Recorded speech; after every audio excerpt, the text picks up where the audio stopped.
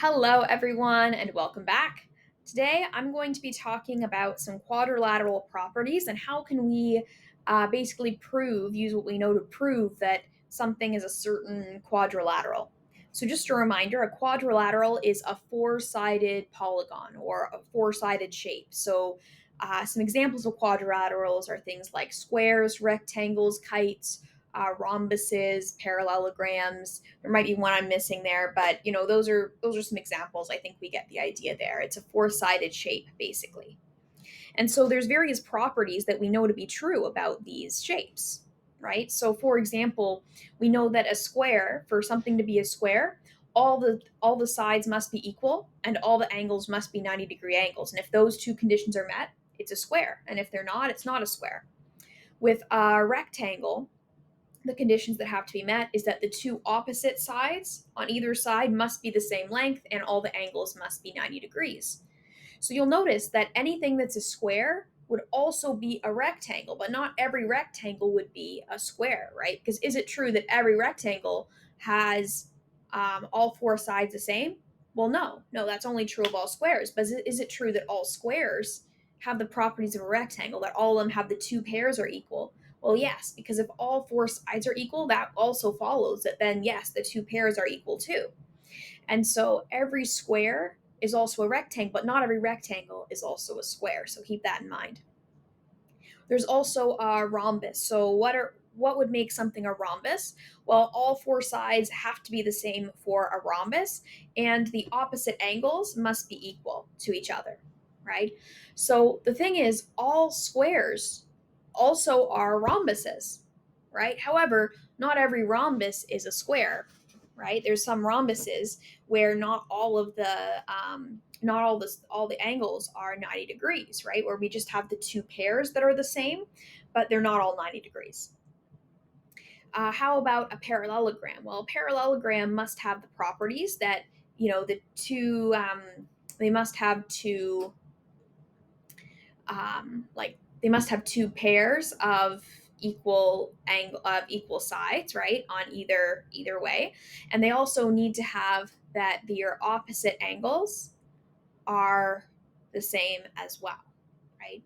So let's think about it. There's a few different ways to prove that something must be a parallelogram. If we prove that opposite sides are congruent, we've proven that it's a parallelogram, right? There's no possible way for it to be a parallelogram if that's not the case. If we prove that the opposite sides are parallel, same thing, right? Is there any way for a shape to have opposite sides that are parallel, but it not to be a parallelogram? Well, no, that's not possible, right? I mean, it's true, it could be a rhombus or a rectangle or square, but all rhombuses, rectangles, and squares are also parallelograms, and so that's also fine as well. We could also prove that the quadrilaterals diagonals bisect each other. That would be another way to do it, right? We could prove opposite angles are congruent, or that I think opposite that kind of goes along with opposite sides being congruent, right? And also we can use the fact that if we add the two sides, they must be 180 for it to be a parallelogram, and that proves it's a parallelogram as well. So there's lots of ways to prove these things without directly proving every single part of the parallelogram, because as long as there's no way for a certain fact about a parallelogram to be true and for it not to be a parallelogram, then we're good. Then we've proven it, right? Or same with the square, right? If we've proven, for example, that all the angles are 90 degrees, right? For example, just an example with a square, is it possible for all the sides to be 90 degrees and for it not to be a square? Well, yes, it could be a rectangle. So then it's like, okay, now we have to prove that the sides are equal to one another, right? Or another example, right? Let's say that we have a parallelogram and we know that the opposite sides are parallel. Well, there we go. We know it must be a parallelogram then, because there's no way to have that happen if that's not the case. So, long story short, there's lots of ways to prove it. But we're going to go through one today that's pretty common. Here it says to verify the quadrilateral ABCD, defined by the vertices -1, 1, -3, -3, 9, 3, and 11, 7 is a parallelogram. Okay, so that's going to be our task for today. So, what's one way we can prove it? If we can show that the opposite sides are parallel, then we have shown that it's a parallelogram. So that's what I'm going to do here. So first thing I want to do is I need to show that AB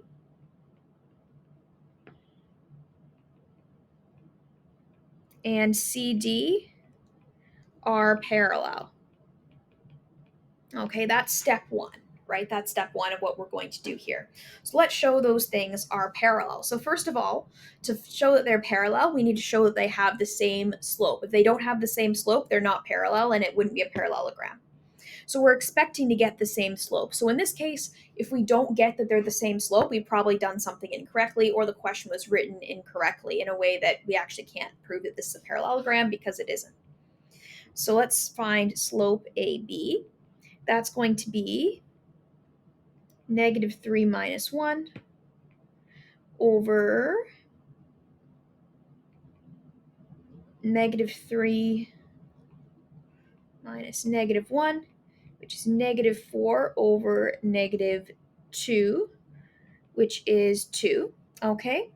What about slope of CD? Well, let's see. Let's see, 11 minus 9, 7 minus 3. That's going to be,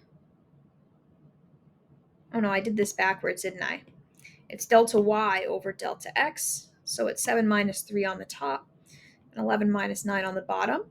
So we get 4 over 2, which is 2.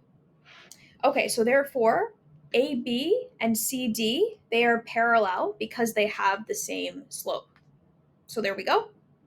Now, just because two of the sides are parallel to one another, two of the opposite sides are parallel, does that mean it's a parallelogram? Well, not necessarily, right? Because, for example, let's say we have something like this, and then is this a parallelogram? No, it isn't. But does it have that two of the opposite sides are parallel?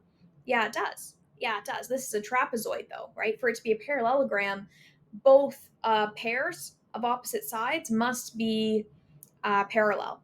So we also need to show now, we also need to show that BC and DA are also parallel, right? And if this is also true, then it is indeed a parallelogram. But just showing that one pair of opposite sides is parallel is not enough in this case, because, and the thing you have to ask yourself to know whether or not it's enough is, well, would there be a possible way for this to be true but for it not to be the shape we're trying to prove it is? And if there's no possible way, you're good, you're done.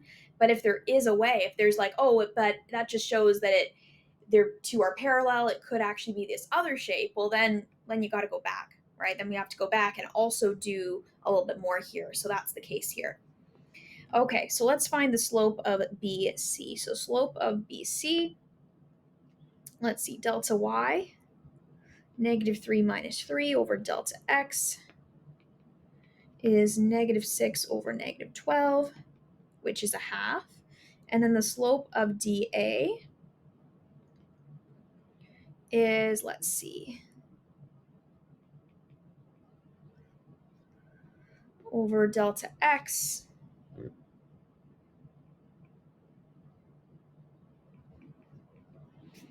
That's going to be -6 over -12, which is also a half. So there we go.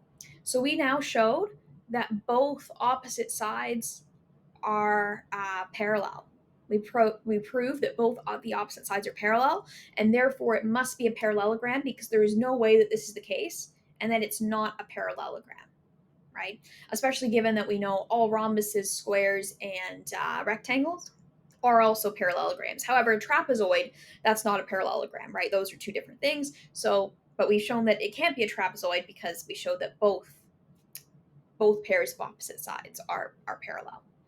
So I'm going to write a quick conclusion statement about this, saying since both pairs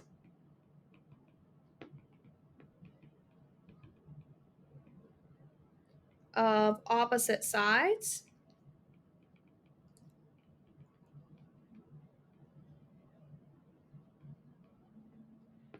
are parallel,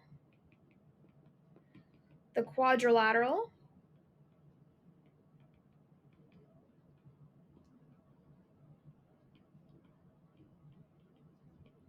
must be